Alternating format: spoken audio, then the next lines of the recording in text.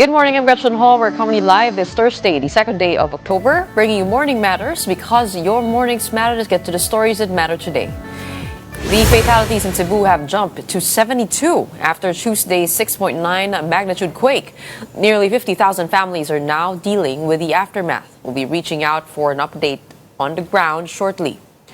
The Senate passed a resolution calling for the International Criminal Court to put former President Duterte under house arrest. Now, despite this, ICC Assistant Counsel Attorney Cristina Conti maintained the resolution is irrelevant to the Hague proceedings.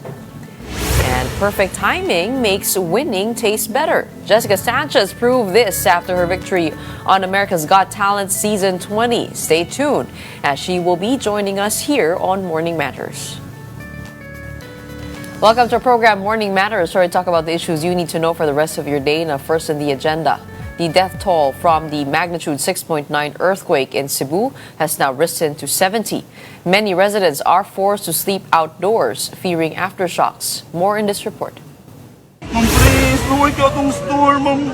A fast food restaurant in Bogo City collapsed and was destroyed by the strong tremor. Glass panels shattered and debris rained down in another eatery in the city. Even Bogo City Hall sustained major damage along with a series of establishments that caved in.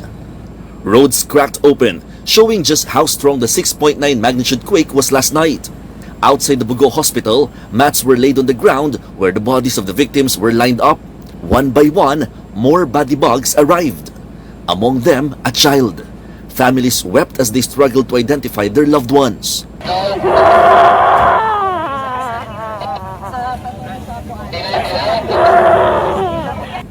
Resident Eliza Ho lost her father, who had just celebrated his birthday. She said he hugged her sibling to shield them when a landslide struck after the quake. Wala na ako, Papa. Hindi ko kayo mahusaon ako pag-explain sa iya. Laham na ko, Papa. Laham na ko. Hindi ko kayo mahusay kung buhato na wala na siya. Margie Baterna meanwhile lost her mentor. Lasa na ito na mo nga. Bakak, yakatawa. Beside the bodies were the injured, some of them treated outside because of the lack of hospital space. Search and retrieval operations continue. Like for example, kanina yung anak tsaka yung father. Siyempre, yung father as an instinct, talagang hinag na yung anak niya. Yun namang last na nakita natin kanina sa sitio Balibag, yung mother tsaka yung dalawang anak niya maliit. Ganun pa rin yung situation. In Medellin town, residents stayed in open fields, setting up makeshift shelters to avoid the dangers of aftershocks. Vice President Sara Duterte visited Medellin to bring assistance to survivors. Authorities say the death toll could still rise as search operations continue. For News 5, Mon Gualvez, we are One News. Now let's check on the situation in Daan Bantayan, Cebu. We have mobile journalist Arles de los Santos joining us on the ground. Magandang umaga sa iyo, Arles. Nasaan ka ngayon at anong latest mula dyan? Magandang umaga, Gretchen. Nandito tayo ngayon sa Daang Bantayan. Isa nga ito sa mga lugar kung saan tinamaan o naramdaman ang magnitude 6.9 na lindol noong Martes ng gabi dito sa Cebu. Isa yan sa mga dahilan kung bakit nga ang buong probinsya ay nasa ilalim na ngayon ng state of calamity. Kung makikita ninyo sa aking likuran, ay mayroong mga malalaking tipak ng bato na nanggaling dito mismo sa isang simbahan ng Santa Rosa de Lima Church. Ito ay pinaniniwalaan na mula 1886 pa ang simbahan na ito na nakatayo at mayroon na itong edad na nasa 167 na taon na nakatayo rito at isa ito sa mga pinakamatatandang simbahan dito. Kaya naman ikinalulungkot ng kanilang mga residente dito maging ng kanilang parish priest mismo ang pangyayari na ito dahil ayon sa kanila ay nakagugulat nitong pangyayaring lindol na napakalakas na kanilang naramdaman. At kahit yung pari raw mismo nga na nagpa-facilitate nitong simbahan dito ay patulog na sana noong nangyari itong pagyanig. Kaya naman ngayon na ganito na kinahatnan ng kanilang lugar at ng kanilang simbahan ay labis ang kanilang kalungkutan. Hoy Les, ito nga yung nag-viral na video na nakita natin pero meron bang nasaktan sa loob o wala talagang tao? So far, Gretchen, wala namang tao ang naitatala pang nasak dito. At kung nakikita ninyo, ay meron na ring linya dito, parang color yellow na kung saan nga sa buong premise nitong simbahan na ito ay walang maaaring pumasok. Dito sa labas na kung saan pati nga yung kalsada ay hindi na matadaanan pati doon sa loob mismo ng simbahan. Meron pa nga itong katabi na simbahan dito na mas maliit kung saan doon muna nila kanilang isinasagawa ang kanilang misa. Nakakaramdam pa rin ba ng aftershocks dyan at kamusta ang mga residente? Kagabi Gretchen, nang dumating tayo, medyo malayo man mula sa airport ay bumiyahe pa rin tayo at nakita natin talaga na yung mga kalsada dito ay talagang mga nakaangat, parang mga nakanganga na parang pinunit at talagang malubak yung ilang mga daanan dito na medyo nahirapan tayo doon dahil kahit yung signal ng cellphone ay mahina rito, no? Swerte lamang tayo dito ngayon dahil mas nakahanap tayo ng lugar na mayroong stable connection, pero sa pag-ikot natin dito mamaya sa paghanap pa ng ibang mga kalagayan ng ating mga kababayan ay sigurado na magpuputol-putol muli ang ating signal.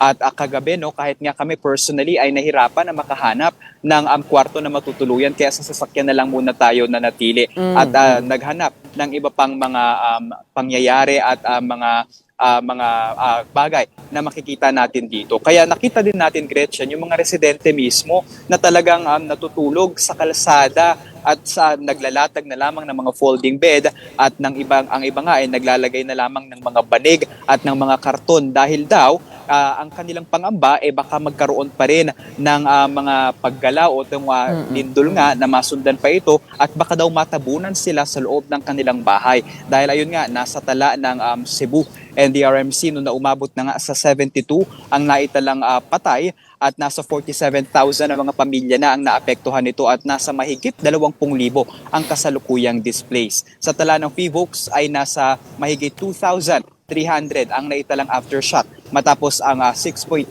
magnitude na lindol noong Martes. Let's help us understand this earthquake and how often it happens there in that part of Cebu. Nabalitaan ko parang this is like once in many years, no? It's been a long time since this happened. At gaano ka lapit dyan mula kung nasaan ka dun sa focal point ng mismong earthquake?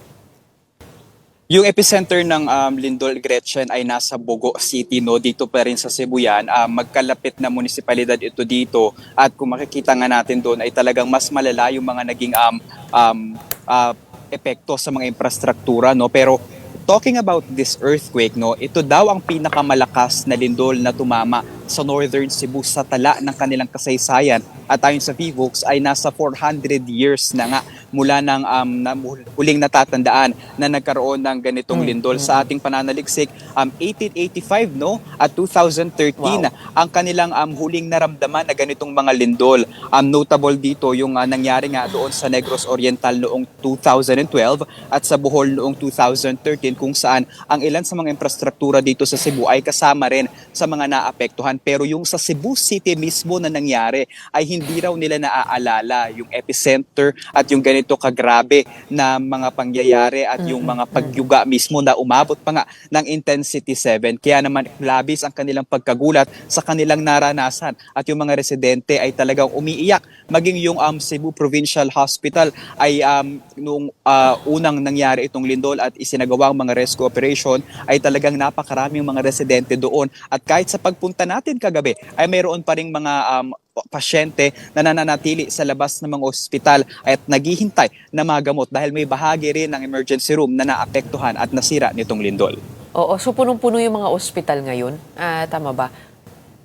Tama, Gretchen, no? At kahit nga yung mga naghihintay na magpagamot, hindi natin sigurado kung katulad ba ng mga sitwasyon ng ospital dito sa Cebu yung nangyayari sa Maynila. Pero so far kasi dito ay nagkaroon ng kalamidad at maraming ang mga residente ang nangangailangan ng agad na gamutan at yung mga first aid, no, na tinatawag nga natin. Oo. Kung yung nasa likod mo na simbahan naging ganyan, kamusta naman yung mga bahay? Kung 1885 pa last nangyari yung earthquake dyan, what does it look like right now? At wala rin bang kuryente? How are people coping with that? Doon sa Bogo, Gretchen, no, kung saan nga yung epicenter nitong lindol, ay kagabi napakadilim ng napakaraming mga eskinita doon. Ayon sa mga residente, may mga bahagi na brownout na talaga. Yung iba mga naka-solar power lamang ang source ng kanilang mga kuryente para mayroon pa rin liwanag kahit papaano. Pero yung karamihan ng mga area ay talagang madidilim Kaya kahit yung pag-navigate natin sa labas-masok ng mga daan ay mahirap dahil yung mga banggit mo nga kanina ng mga kalsada na parang bumuka, nagpapahirap sa atin para makapasok at makapaglipat-lipat ng iba't ibang mga lugar. Yung ibang mga tahanan ay talagang gumuho, no? At kasama nga dyan yung hotel na dapat nating pamamalagian. Pagdating namin doon, kinagulat na lang namin na yung pangalan mismo nakapatong sa isang sasakyan yung pangalan ng kanilang hotel at sabi namin, saan kami mananatili dito? At hindi namin alam na ganito na pala yung sitwasyon nito. At yung katabi lamang nun mismo ay mayroong sasakyan na natabunan na din ng gusali na tumumba doon. At napakarami pang mga bahay kahit mga establishmento, mga fast food chain. So maraming mga poste na nahulog din kaya walang kuryente at signal dyan ngayon. Tama, Gretchen. Yun ang tinitignan natin. At bukod pa nga dyan, syempre, manipis. Nakakuha tayo ng balita kagabi na manipis ang source ng supply ng kuryente dito, no? Dahil nga itong may state of calamity na rin dito, inaasahan na susunod-sunod pa nalalabas ang mga problema rito. Okay. Alam ko na dapat yung pinaka-crucial dyan ay yung unang 24 hours, no? Pagdating sa earthquake, kailangan kumbaga parang all-out effort in looking for survivors. So how is that going? How are the rescue operations going?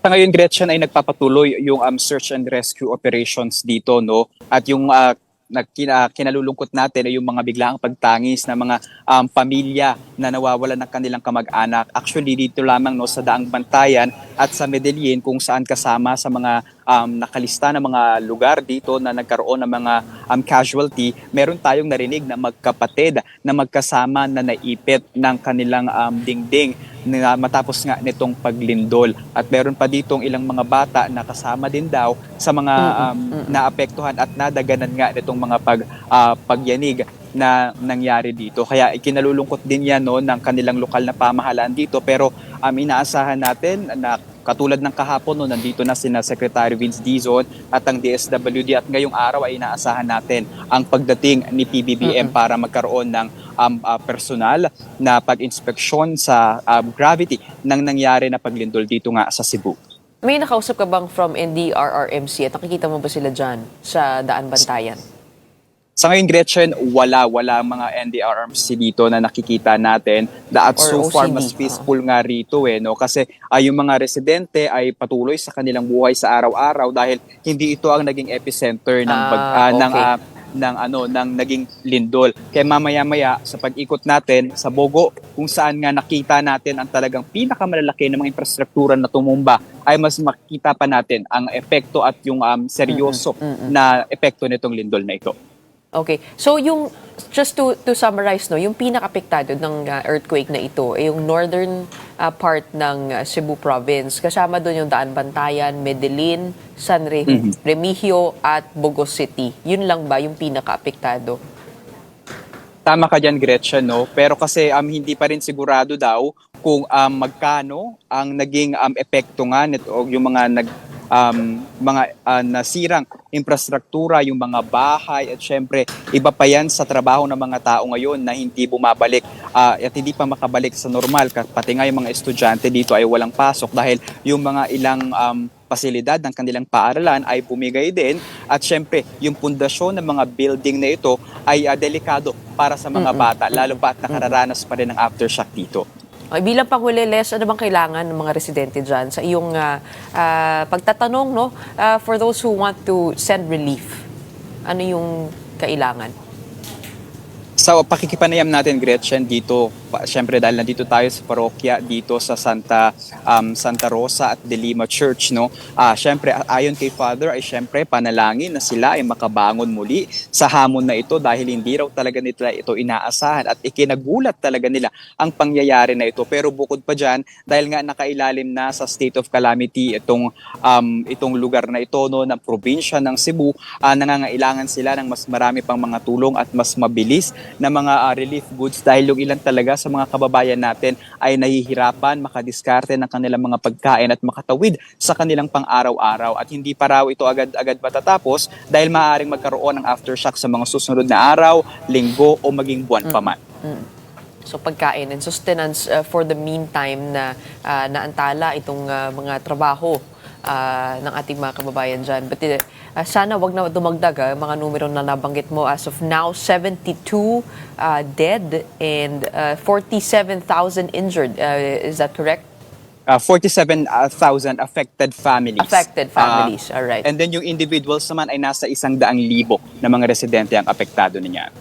Okay. Abangan ka namin sa mga updates mo dyan. In the meantime, maraming salamat for giving us the situation this morning. As Les has reported, this is the first time in 400 years that the northern part of Cebu province has experienced this tremendous of an earthquake. Maraming salamat. Mag-ingat ka dyan.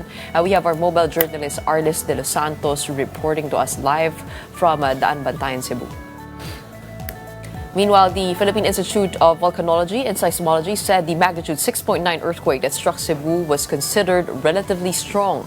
PHIVOLCS Seismology Division Chief Dr. Winchell Sevilla noted that residents should brace for more tremors in the coming days or even months as aftershocks continue.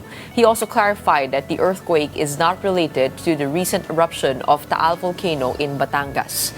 Sevilla further explained that Cebu and nearby provinces lie in a seismically active zone with several active fault lines, making the region prone to strong earthquakes. Yung probinsya po ng Cebu at kanya pong mga neighboring provinces like Negros, Bohol, Leyte, ito po ay seismically active region. In the sense po, marami po kasi ditong mga faults. Ito pong mga active faults. Sila po yung paggalaw po nila, sila po yung nag-generate ng mga earthquakes. Common po dito yung mga earthquakes dahil po sa mga faults. Kaya napakahalaga po sa ating pong mga kababayan na lagi po sanang maging handa para po sakali man pong magkakaroon po uli ng mga earthquakes. Huwag naman po sana ay iwasan po natin yung posibleng harm na madudulot nito. When we return, a Senate resolution urges International Criminal Court to order house arrest for former President Rodrigo Duterte. But the question is, does this resolution actually hold weight for the ICC? We'll get to know that when Morning Matters returns.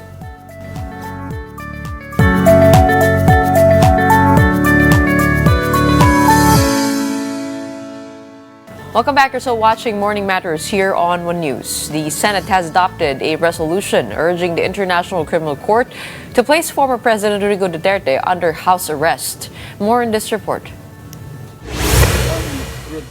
Former President Rodrigo Duterte has been detained for over 6 months at the International Criminal Court detention facility in The Hague, Netherlands. This is in connection with alleged crime against humanity linked to his controversial war on drugs. Yesterday, Duterte's allies in the Senate filed a resolution urging the ICC to grant him house arrest. The measure passed with 15 votes in favor, 3 against, and 2 abstentions.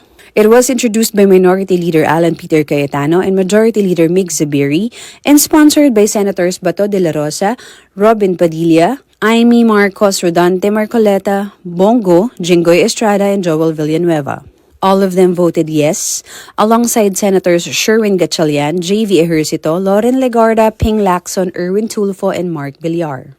For us as a nation, I cannot imagine what the country will do if something, I don't want to say it, but if something happens with him in the detention center at wala man tayong ginawa. Ako'y nakikiusap na sana isang tabi muna natin ang politika at ating paghariin sa ating puso ang ating pagiging Pilipino na kung saan nakaukit sa ating kultura at sa ating tradisyon ang pagmamahal, pagrespeto, pag-aruga sa mga matatanda, sa may mga sakit, at sa mga mahihina. Yan po ngayon si Pangulong Duterte. He is old, he is sick, and he is very weak. Very weak na hindi na siya makatayo. Hirap na siya makatayo ngayon. Kaya ako pinakiusap sa inyo na sana, bago huli ang lahat, Those who voted against the measure were Senators Risa Hontiveros, Kiko Pangilinan, and Bam Aquino. Pangilinan said that the cries for justice from thousands of victims of extrajudicial killings must take precedence. May basehan din yung daing at yung dalamhati at yung masasaktan na libo-libo nating mga kababayan na pinatay. Bilang chairman ng Committee on Justice and Human Rights, nais ko mang pumanig sa isang banda. Tungkulin kong pumanig sa mga daing ng naghahanap ng hustisya. Senate President Tito Soto abstained, saying he did not want to disrespect the family of victims. Senator Raffy Tulfo also abstained, citing a lack of proof of Duterte's illness. I am supportive of any efforts to bring comfort to PRRD and to uplift his well-being during this crucial time. However, my choice or decision in my conscience, might even help in further dividing the nation. Therefore, I register an abstention. It should be proven na meron po siyang sakit. Kasi yung po yung lumalabas sa balita na may sakit po siya, matanda na siya, hindi siya kumakain, hindi siya nakakatulog. Then, if it's true, I'll cast my vote as yes. Pero without proof na yun nga talaga ang totoong pangyari, then I will abstain. Senators Camille Villar, Lito Lapid, Cheese Escudero, and Pia Cayetano were not in the session hall when the chamber voted. However, International Criminal Court Assistant to Counsel Attorney Cristina Conti said that the Senate resolution carries no weight in the Hague proceedings. Conti stressed that the CC will only weigh factual and legal arguments in deciding on Duterte's request for adjournment. She further warned that the move could even backfire as the ICC may interpret it as an attempt to undermine its independence. Thank you, Madam President. The Independent Commission for Infrastructure will summon former Speaker Martin Romualdez, former lawmaker Elizalde Co, and Senator Mark Villar in its corruption probe. Co is accused of padding the budget and demanding huge kickbacks, while Villar faces possible conflict of interest over billions in contracts awarded to his cousin. Romualdez, meanwhile, has been linked to alleged cash deliveries, though he denies the charges. The ICI earlier recommended cases against Co as investigations into anomalous flood control projects continue. In weather, Paolo has intensified into a tropical storm, that's according to Pag-asa. Its center was last located approximately 705 kilometers east of Infanta, Quezon. The storm is forecast to make landfall over Isabela or northern Aurora by tomorrow morning and may intensify further into a severe tropical storm or typhoon before moving over the West Philippine Sea. Tropical cyclone wind signal number 1 has been raised in several parts of Luzon, including Cagayan, Isabela, Quirino, and other northern provinces. And joining us now to talk more about the weather, we have Pag-asa specialist Benny Estareja. Magandang umaga sa iyo, Benny. Good morning po, gayon din sa ating mga taga-subaybay. Benny, unang-una, ano ang nakikita natin dito kay Paolo? At magiging maulan ba ang araw na ito at pati ang weekend? For today po, yung pinakang-uulanin natin ng mga lugar itong Luzon, lalo na yung eastern sides, and expected na po na nararamdaman na dito sa may parting northern Bicol yung hangin at mga pag-ulan dulot ng si Bagyong Paolo. And by tomorrow, ito yung time kung saan posibleng maglandfall in the morning itong si Bagyong Paolo, either sa may Isabela or northern Aurora. And then afterwards, from morning tomorrow hanggang sa evening, it will cross itong Cagayan Valley, Cordillera region, Ilocos region, most of central Luzon, and then lalabas siya ng ating PARPO pagsapit ng morning ng Saturday. Okay, so ngayon, anong chances niya na maging bagyo siya, maging typhoon? For now, it's tropical storm category. Within 24 hours, it will expect to intensify pa as a severe tropical storm. And yung typhoon chance niya, before maglandfall, hindi pa rin natin i-rule out. Pero mas mataas yung chance, yan po ay kapag nakalabas na ng ating PAR. So nonetheless naman yung expected na lakas ng hangin from Paolo tomorrow during its crossing is more or less 100 kilometers per hour.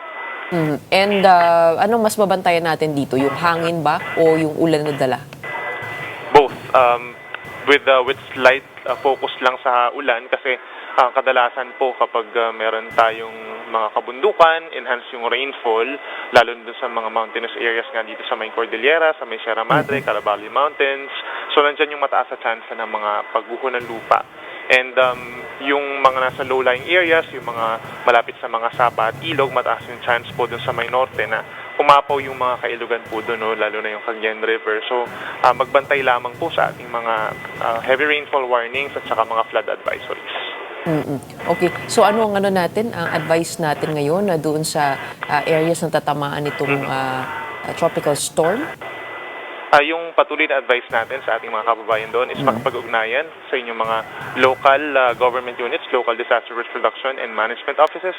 Kung kailangan po ng evacuation, gawin na po nila ngayon kasi bukas na yung pag-cross nitong si Bagyong Paolo dito sa may northern Luzon ngayon na rin yung time. Actually, may mga times pa naman na maaraw pa naman dito sa may norte. So, i-reinforce na yung kanilang mga bahay at ihanda na laban sa mga malalakas na hangin at ulan. So bukas, ang pagdaan nitong tropical storm sa Luzon Island, pagdating ng weekend, pagkatapos ng bukas, ay wala na, no? Nakalabas na. Tama ba? Yes, by Saturday morning, outside bar na po siya. Then pagsapit ng Sunday is wala namang na-expect na panibagong sama ng panahon. Hindi ba minsan may mga tropical storm tayo, Benny, na bumabagal o bumabalik o nagre-remain over yung remain over land? What are the chances of that happening? Kung pagbabasihan naman natin yung mga previous forecast tracks nitong si Bagyong Paolo, consistent naman siya or hindi naman siya yung parang pasaway na bagyo na nag-iiba-iba ng track, no? So, hopefully in the future forecast tracks, ganun pa rin naman. Mukhang magiging consistent naman siya dito sa may northern and central Luzon. All right, so brace yourselves for tomorrow, a rainy Friday, but over the weekend, hopefully the skies clear enough. Maraming salamat para sa iyong update for the latest on Tropical Storm Paolo. We have Pag-asa weather forecaster Benny Estareja. Up next, she is the Filipino-American singer who captured hearts and took home the crown on America's Got Talent Season 20. Stick around to hear from our next guest, the one and only Jessica Sanchez. We'll have her here on Morning Matters when we return.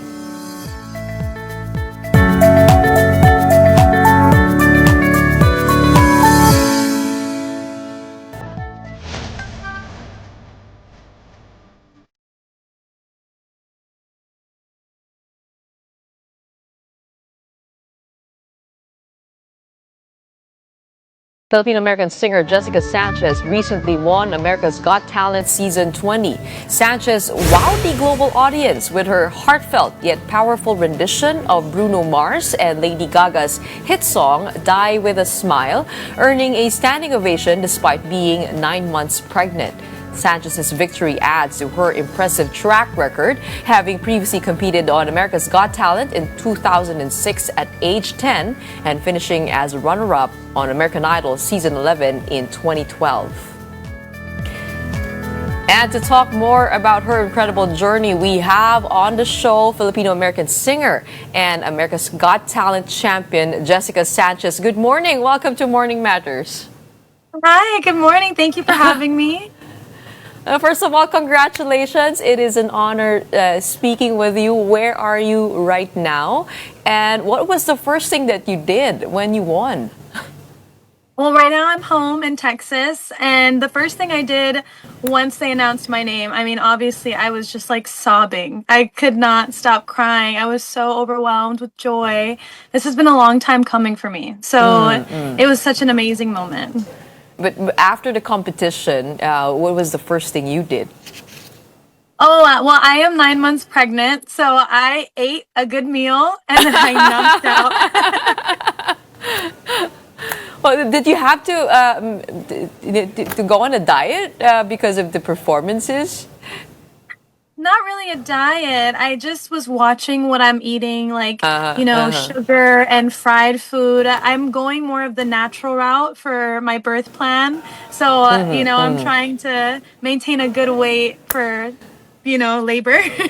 Yeah, but didn't that affect you, all of the hormones and the emotional roller coaster? How did that play into your season and your journey here? Oh yeah, I tell people all the time, this is probably the hardest thing I've ever had to do vocally, emotionally, physically, because my body was just constantly changing. The hormones affected my voice and affected my mood. So I was a lot more sensitive. I was all over the place, but you know, the Lord's strength kept me going. So praise God. It isn't easy to do what you did, joining back when you were 10 years old and then coming back 20 years later to compete again. What attracted your spirit back to the AGT stage, and when did it come to your mind that you just had to be back? Yeah, I took a step back from music for a long time. I took a break and to really find myself as an artist, but most importantly as a woman. And it just so happened that, you know, this year I felt peace about coming back and trying it again. And then a couple days later, once I was like, okay, I want to do this again, I find out that I'm pregnant. So I was like, okay, well, you know, we're just going to full send it. We're just going to try and see what the Lord has for me. And then Sophia gave me the golden buzzer, and you know, now here I am as a winner of season 20, and it's just so beautiful and so special to me. Had you always wanted to come back? I mean, was it unfinished business for you? I think for me, you know, after taking the break for so long, I was always doubting myself. But for years, you know, before I was like, I do want to come back. I just don't think I'm ready yet. But this year, I was like, I feel peace about it. I want to try it, give it one more shot, and see what the Lord does for me. And I mean, He really showed up and showed out. I guess I'm asking that because not many will risk losing a competition after topping the Billboard charts, right? And you had done that with Me, You, and the Music, peaking at number 26 on US Billboard 200. What made you, I mean, take on this kind of risk and put yourself under pressure?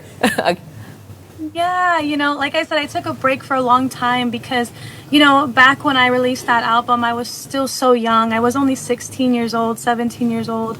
And I feel like I wasn't really 100% confident of why I was doing music. Like, my purpose wasn't fully there. I feel like I was chasing the dream, but the purpose wasn't truly there. And now, as a grown woman and as a, you know, soon-to-be mother, I feel like my purpose is a lot deeper than just my dream and accomplishing what I want. I want to impact other people and inspire others. So that's why I go up on stage and perform now. And it means so much more to be able to have that mindset and to be able to have won this year.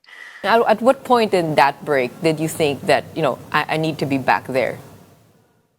Yeah, I think once I figured out, you know, I had to center myself. I had to be in a very low place and kind of just be away from music for a while and separate Jessica and music because music was my identity. And now music is a big part of my life, but it's not who I am, which is beautiful for me, so I can separate it. It's something I love to do. It's something I choose to do. It's something I'm blessed to do. So once I figured that out and I felt confident and firm in that foundation, I, you know, decided to move forward. And of course, my faith was a huge part of that. Describe to us the in-between. I mean, when you were 10 and now you're 30, the 20 year, and the period that you had a break, how was that journey for you? Oh yeah, you know, there was a lot of ups and a lot of downs. You know, like you said, I was on Idol, which was a huge, you know, up for me. But, you know, after that, like I said, I took a break for a while because I got kind of lost in the sauce of, you know, why am I doing this? And am I just chasing, you know, fame and fortune and stuff like that, all of the stuff, the spotlight. And so it was truly the hardest moments in my life that built my character today and made me the woman I am today. And I'm so grateful for that. And I hope that my story can inspire others to prove to them that no matter what you go through, those low moments are beautiful moments and always a big part of the journey. So you can see my story and how far I've come. And I'm so blessed that the outcome was what it was. It is definitely a story of courage. Taking a break, not many will have the gall or the strength to do that. But you did. Was there anyone guiding you through this? Well, I always go back to my faith. My faith is my my foundation. I wouldn't have been able to do this without my faith, but of course my support system around me. My husband has been my biggest supporter, and he has believed in me more than I believed in myself. So having that support system, having good people around me was very, very important for me in my downtime when I was not feeling that great about myself and about my career. So my faith and my family. And you look certainly beautiful performing as a mama. What did your husband say about all of this? I mean, was he scared at seeing you perform out there, strutting your stuff with the sensitivities of a pregnant woman? Yeah, he has seen how bad I've wanted this. Not just the opportunity, but to be able to feel like I'm fulfilling my purpose. And when I told him I wanted to move forward with this, he was asking me, "Are you sure? Like, I'm here for you if you don't want to do it." And I'm like, "No, I want to do this." And every step of the way, he's been so supportive, and he still praises me to this day, like how I don't even know how she did it. Honestly, I don't even know how I did it. But he's just so supportive, and he's just the most amazing man. I'm so grateful for our marriage, and like I said, family and faith have been the most important foundations for me. So I'm just so grateful. And speaking of family, you now have a name for your baby, Eliana May. Why that name? Okay, so I wanted like a really meaningful name, and a name that I haven't really heard much before. And I came to Eliana because in Hebrew it means, I believe it means my God is answered. And, for a long time I've been praying to God about my career, and, I kind of felt like, is this what the Lord wants for me? And just going back and forth, crying and praying. And I feel like this year he's really made a statement to me, not only in my career, but also in my personal life, bringing me into like motherhood now. So I feel like it's just the perfect name for her. It's a beautiful name. So. It is Yeah. a beautiful name. And you can also tell her when she comes out or grows up that she was your lucky charm. And she was with you in this journey the whole time. And who else would have that honor? But I wanted to go to your performances on AGT. Was it already in your mind the songs that you'd perform when you come back to the AGT stage, or was this something that you worked on with the production? Yeah, so it was like a mix of both because, preparing for the live shows, I did, really meticulously pick the Ordinary. And I was thinking about like, okay, if I make it to the semifinals, what would be another good song, So I was thinking about Golden Hour. But I did have the help of my band to help me come up with these amazing arrangements for the songs, because I didn't want to go up there and not do the song justice. I wanted to make my own rendition, and I hope that,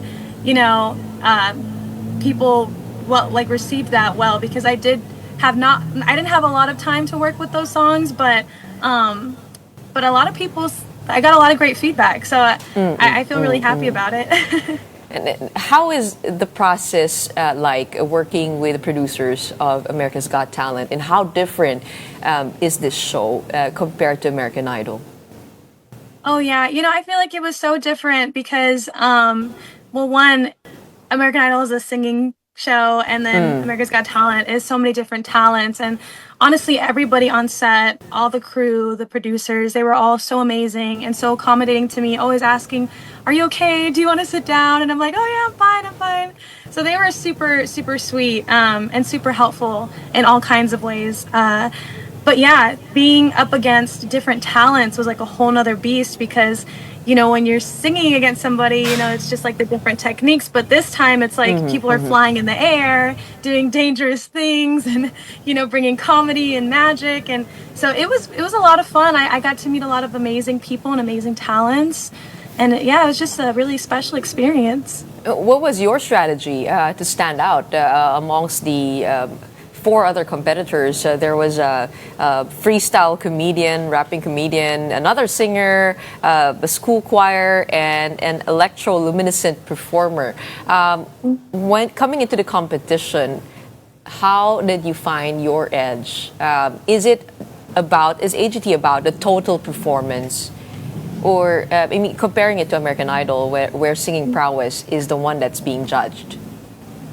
Yeah, I feel like it was definitely different because you have different acts, and it was a little bit harder because instead of looking at a different singer, you're like, oh, okay, like they're doing all these techniques. You're looking at a completely different act, and you honestly can't compare yourself to another act. Like those people were amazing doing what they did, and even the other singers were phenomenal, and everybody was special and talented in their own way.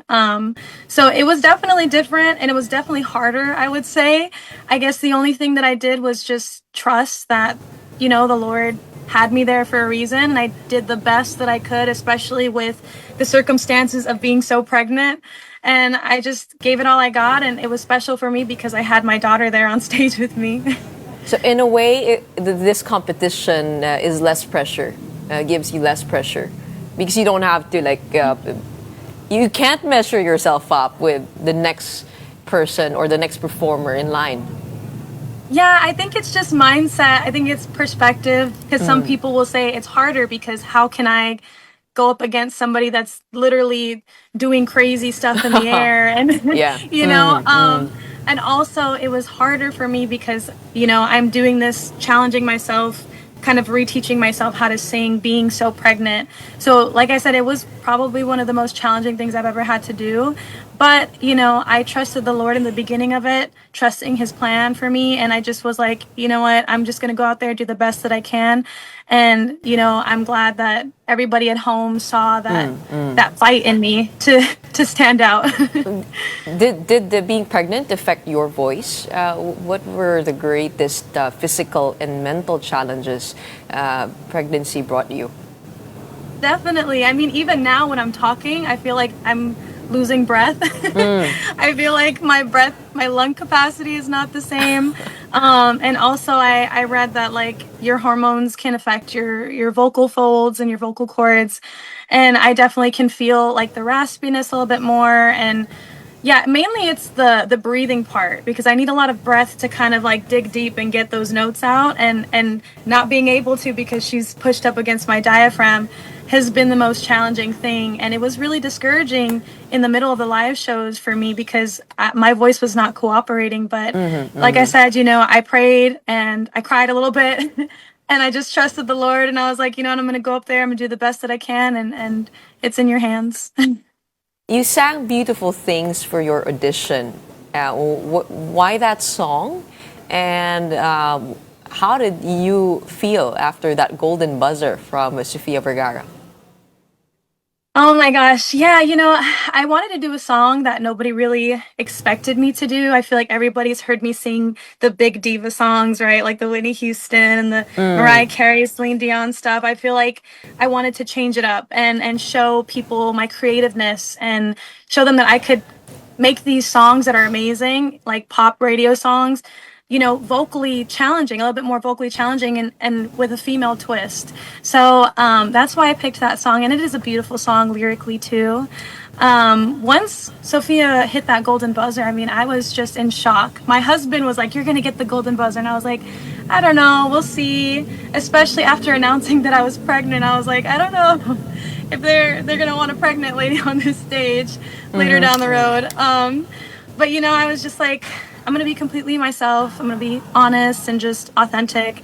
I did my best, and Sophia hit that golden buzzer, and I was just like so grateful. Throughout the season, she would come up on stage and rub my belly, and she was just the sweetest. So I always love to say thank you, Sophia, because she was a huge part of why I was able to go through this experience. Is she your favorite judge? Oh my God, they're all so amazing. But she hit that golden buzzer for me, and she is my girl. Yes, she is my favorite judge.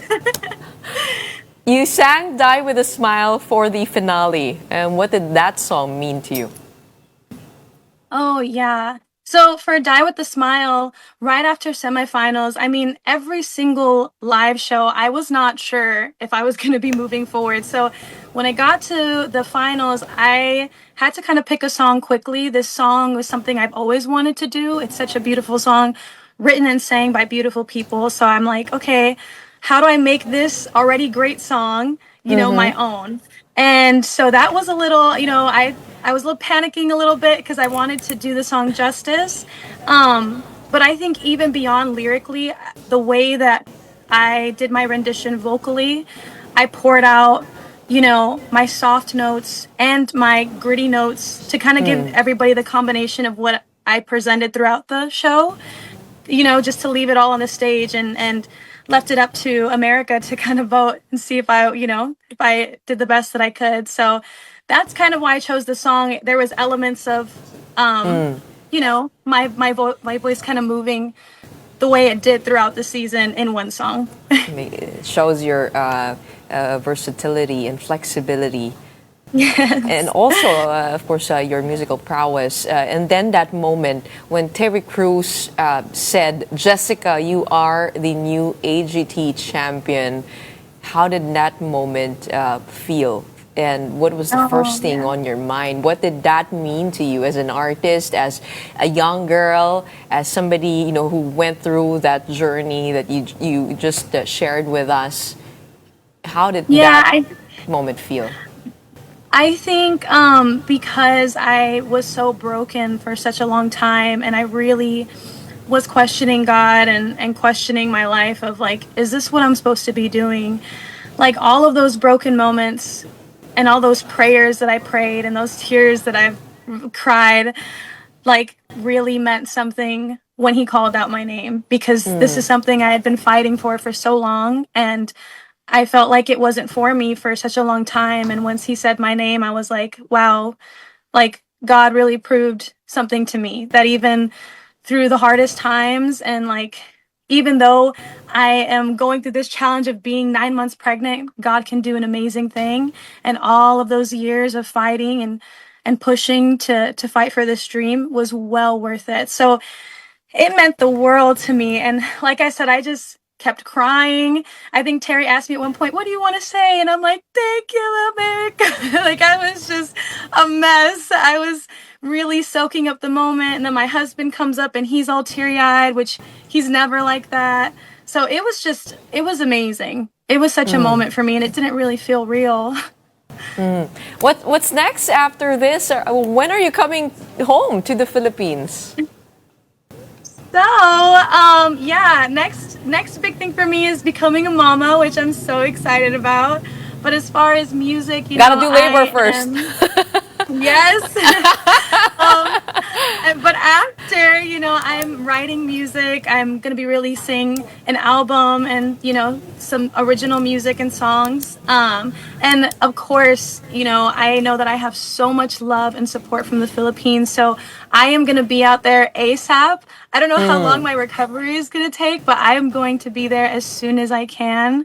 I just want to say thank you to, all my Filipino followers. You guys have been such a huge part of my career and my journey, and I can't thank you guys enough for sticking with me, sticking by my side through it all. So thank you, and I hope to see you very, very soon. Well, if ever, where would you want to go here in the Philippines? Of course, I assume Bataan would be there as your hometown, right? Yes. Where else? Yeah, I think I would really love to travel around the Philippines. I know there's so many beautiful parts of the Philippines that I haven't even heard of or, seen. So I feel like just doing a whole tour around the islands would be amazing. I know that my supporters are everywhere around there. So just to meet them in person, anywhere that they are, would be amazing. And doing small shows, big shows, whatever it is, even just saying hi to the people would be awesome. So I'm hoping that I have some time, like a big gap of time to like spend just time out there to be with the Filipino people. Well, we're definitely very, very proud of you out here. Jessica, you are a woman, you are a person of color, and we do know it is a challenging time for people like you in America. Your performance, you winning this, sends a strong message. What do you sing for? What is your message for everybody out there looking at you, inspired by your story, and all the Filipino girls out here, and the singers? Your message for them. Yeah, first off, I decided to pursue this really with a great motivator after I found out that I was pregnant because I wanted to send a message to my daughter as well to never stop believing in herself. And no matter how hard it gets, no matter how long it takes, your dream is still worth fighting for. So I encourage, every young woman, every young adult, every adults, no matter how old you are, if you have a dream that you believe is still worth fighting for, I believe you should pick yourself up and push through it. It was not easy for me. It was not a super easy road to walk through. It was really, really hard, and I had lots of moments of brokenness and lots of prayer along the way, but it was so well worth it just in that one moment. I feel so much purpose now, and I feel accomplished and in just that one moment. So I hope to inspire those that have a dream that they're still fighting for. I encourage you to do that because look at my story. This has been 20 years Yes. in the making. So, keep fighting for it. Amazing story, amazing message. Thank you so much, Jessica, for coming on with us to share your journey.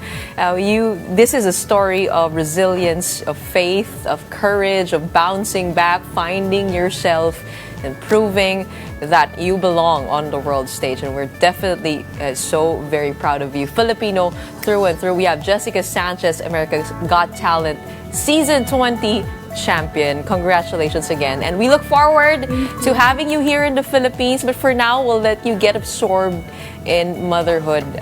Thank you very much again for joining us. There you have it, folks. Remember to catch more exciting newest TV shows only on Hits Now. That's channel 122 on Signal and also streaming on Signal Play. Catch more of Jessica Sanchez on our channels, and we'll watch out for her next chapter. Thank you again for being with us here on the show.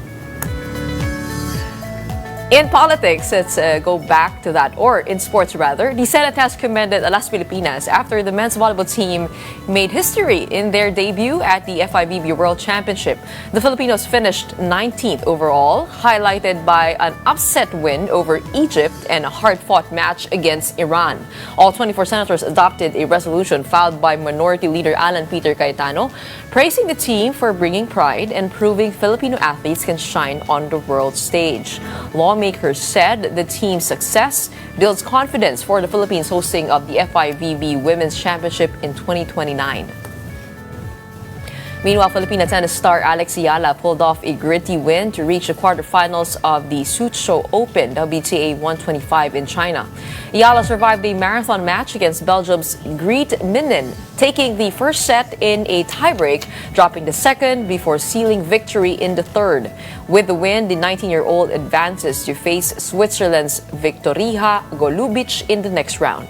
This is Ayala's fourth straight quarterfinal appearance in a WTA 125 event after Guadalajara, the SP Open, and the Qingshan Open. And all things considered, there are so many things to be grateful for and so many people to be proud of making their mark on the world stage. We have Jessica Sanchez, we have Las Pilipinas, also Alex Ayala. Let's continue to celebrate their victories. And in the meantime, that wraps up today's episode of Morning Matters. We hope you've given you the right start to your morning. Let's go ahead and make the day matter. My name is Gretchen Ho. We are One News, all sides, all the time.